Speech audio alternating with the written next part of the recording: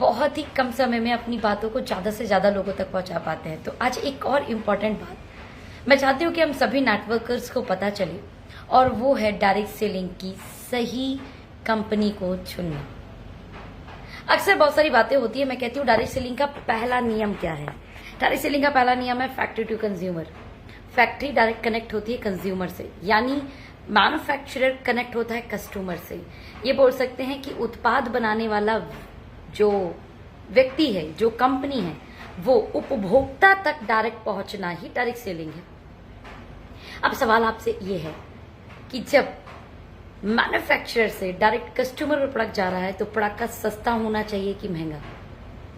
तो सबसे पहले डायरेक्ट सेलिंग कंपनी को चुनते समय ये जरूर देख लें कि जिस कंपनी में आप काम करते हैं उस कंपनी के प्रोडक्ट का रेट क्या है। क्या वो मार्केट के उसी के कंपैरेटिव क्वालिटी वाले प्रोडक्ट्स के लगभग बराबर है, उससे कम है या उससे ज्यादा। मैं तो ये मानती हूँ कि लगभग बराबर, इवन कम होना चाहिए। Because factory to consumer concept में कंज्यूमर को जो प्रोडक्ट है वो उसे एमआरपी पे नहीं डीपी पे मिलते हैं। दैट मीन्स डिस्ट्रीब्यूटर प्राइस पे मिलते हैं, और जब वो डिस्ट्रीब्यूटर प्राइस पे प्रोडक्ट ले रहा है तो प्रोडक्ट सस्ते होने चाहिए, ना कि महंगे। तो कंपनी का चुनाव करते समय सबसे पहले इस चीज को देखें कि क्या डायरेक्ट सेलिंग का पहला नियम फॉलो हो रहा है या सिर्फ हम कॉन्सेप्ट बेच रहे हैं। बॉस, बात सोचने वाली है कि अगर आपके प्लान में आपको प्लान बेचना पड़ता है ना तो देयर इज अ प्रॉब्लम। पर आपके प्लान बाद में कंज्यूमर बोलता है यार ये प्रोडक्ट ये तो मेरे काम के हैं, अच्छा मार्केट से सस्ते हैं, वेरी गुड, फिर तो बॉस कर लेते हैं। करने में क्या जाता है, हम दुकान बदल लेते हैं अपनी, मार्केट से महंगा लेके आ रहे हैं, यहां से सस्ता मिलेगा, ऊपर से अपॉर्चुनिटी और मिलेगी। That is the real direct selling concept. हम बात करते हैं यूएस की, हम बात करते हैं बाहर विदेशों की कि वहां डायरेक्ट सेलिंग बहुत अच्छा चल रहा है, इंडिया में अच्छा नहीं चल रहा, जिसके कई कारण बताते हैं लोग। बॉस, मैं एक बहुत बड़ा कारण बताने वाली हूं। मैं अभी पिछले रोज कुछ लीडर से मिली। लास्ट अच्छी कंपनी है डायरेक्ट सेलिंग में, अगर बात करें तो इज अ फेनोमेनल कंपनी, और विदेशी कंपनी है। मेरी उनसे बात हुई जब विदेश में थे वो उस कंपनी में काम कर रहे थे, और जब वो कंपनी इंडिया में आई तो 98 के दौरान इंडिया में आए।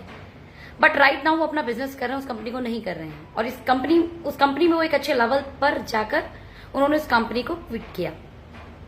उन पर्सन ने, मैंने एक सवाल पूछा कि मैंने कहा सर एक बात बताएं, जब आप इंडिया में उस कंपनी को लेके आए तो इंडिया में प्रोडक्ट के रेट और जब आप बाहर थे उस कंपनी में वहां के rate as per traditional comparison महंगे कहाँ थे, वहां की इंडिया में?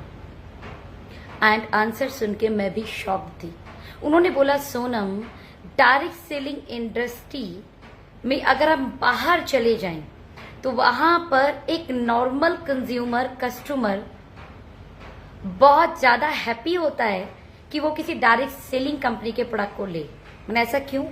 बिकॉज उन्होंने जवाब दिया कि डायरेक्ट सेलिंग इंडस्ट्री का प्रोडक्ट एज कंपैरिजन ट्रेडिशनल सस्ता होता है।